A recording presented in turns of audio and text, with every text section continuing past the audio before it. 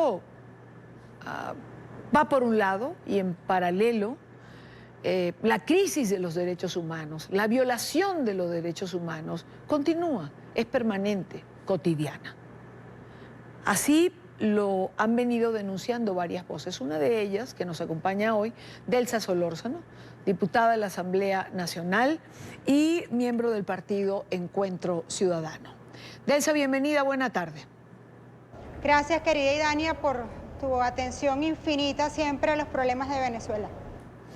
Delsa, uno termina pensando que posterior a la visita de Michelle Bachelet, la situación para los presos políticos, para los presos del DIGESIN, se complicó, que se puso peor el panorama para ellos.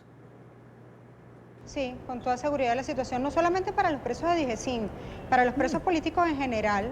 Después de la visita de la señora Bachelet, la situación está hoy muchísimo peor. Hemos visto, comenzando por DIGESIN, que es lo primero que tú señalas, cómo la situación de tortura se incrementa de manera brutal todos los días.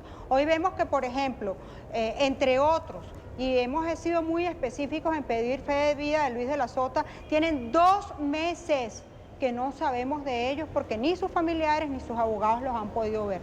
Pero vemos un asunto que a mí me parece gravísimo y esta denuncia la tengo de parte de fuentes directas. Está absolutamente confirmada por nosotros porque en efecto, tú que me conoces sabes que nunca hacemos una denuncia como esta si no la hemos podido verificar. Sabemos que los presos de DIGESIN levantaron su voz de protesta exigiendo que los comisionados de la señora Bachelet que se encontraban aquí en Venezuela pudieran entrar a DIGESIN. Nunca se les permitió el ingreso. Y al grito de "querías a Bachelet, aquí tienes tu Bachelet", fueron instaladas en cada una de las celdas improvisadas que hay en DIGESIN unas puertas terribles de material impenetrable que solamente tienen un pequeño agujero a través del cual se les pasa la escasa comida y además a través del cual ellos deben desechar también todas sus necesidades fisiológicas. Están en celdas oscurísimas, sin ningún tipo de acceso a luz solar, donde ahora tampoco se les enciende la luz artificial y donde en la misma celda, donde duermen, donde comen, deben también hacer sus necesidades fisiológicas. Están aislados, están siendo torturados y además los mantienen esposados 24 horas al día y solamente le quitan las esposas de la mano derecha al momento de comer. Asimismo, hemos visto, Idania, las denuncias que nos llegan desde Ramo Verde. Las mujeres que van a visitar a los prisioneros de la llamada Operación Gedeón 2 han sido violentadas en su intimidad, han sido obligadas a desnudarse y les tocan sus partes íntimas, incluso a una bebé de 10 meses de nacida y a una niña de 16 años. Todo esto ha sido obviamente posterior al informe que ha emitido la señora Bachelet, donde claramente vemos que tristemente la violación de derechos humanos en el país se ha incrementado. ¿Por qué la crueldad, Elsa?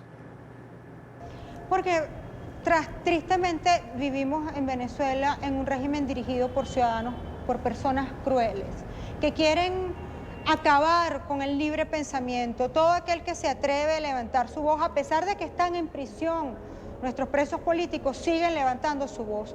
Quieren acabar con el libre pensamiento, quieren acabar con todo aquel que disienta, quieren acabar contra todo aquel que piense que en Venezuela es posible tener libertad y democracia. Y además, evidentemente, cuando arremeten de esa manera contra los prisioneros políticos, quieren también enviar mensajes a quienes estamos en la calle, a decirle al país que no vale la pena levantar su voz porque puede correr la misma suerte que esos presos. Debo destacar, por cierto, que está cumpliendo 1 año de prisión mi hermano Juan Requesens, que el vicepresidente de la Asamblea Nacional, Edgar Zambrano, está cumpliendo 90 días de secuestro político, que somos 122 parlamentarios sometidos a algún tipo de acoso, pero que a pesar de eso la Asamblea se va a mantener firme y en defensa de los derechos de todos los venezolanos. Delsa, ya que mencionas a los delegados de Michelle Bachelet, tengo entendido, por lo menos es lo que se dice, que salieron de Venezuela. Mira, hasta ahora eso es un fuerte rumor. nosotros, a pesar de que hemos tratado de tener algún tipo de contacto con ellos, no hay ninguna información oficial sobre el tema. Si estos señores en efecto salieron de Venezuela, había 2 representantes de la señora Bachelet en Venezuela, y si estos 2 señores ya no están en el país, lo que corresponde es que de la oficina de la señora Bachelet se emita con urgencia un comunicado aclarando esta situación, porque en efecto ellos estaban en Venezuela para proteger o tratar de hacerlo. Sabemos que mientras ellos estuvieron en el país, por ejemplo, asesinaron al capitán Acosta Arévalo y las torturas se incrementaron, pero su trabajo es defender nuestros derechos humanos, así que esperamos que a la brevedad haya un pronunciamiento oficial de la Oficina de la Alta Comisionada y que este pronunciamiento vaya mucho más allá de simplemente levantar su voz y que en efecto el informe de la señora Bachelet sea remitido por ella misma a la Corte Penal Internacional. En algún momento de él sacaron o trasladaron desde las instalaciones del DIGESIN a algunos presos políticos, entre ellos a varias mujeres que estaban allí. ¿Se tiene conocimiento de dónde están? Sí, estas mujeres en su mayoría fueron trasladadas al INOF y en efecto sí se tiene conocimiento del paradero. Lo que no se tiene conocimiento es del estado físico en el que se encuentran, porque no han permitido la visita para ellas tampoco. Lo que podemos obtener como conocimiento es lo que nos manifiestan sus familiares del lugar donde ellas se encuentran, que repito que es en el INOF. ¿Qué hacer en estas circunstancias? Es decir, la violación a los derechos humanos es permanente. La tortura sigue estando sobre la mesa. ¿Qué hacer en estas circunstancias? Es decir, ¿qué le queda al ciudadano, a los dirigentes mismos? No rendirse, Idania. En el momento en que nosotros nos rindamos, la dictadura gana. En el momento en que nosotros dejemos de levantar la voz, la satrapía se va a sentir satisfecha porque habrá logrado su objetivo. Nosotros tenemos una responsabilidad enorme y es no rendirnos, reitero, es luchar hasta lograr que en Venezuela haya democracia.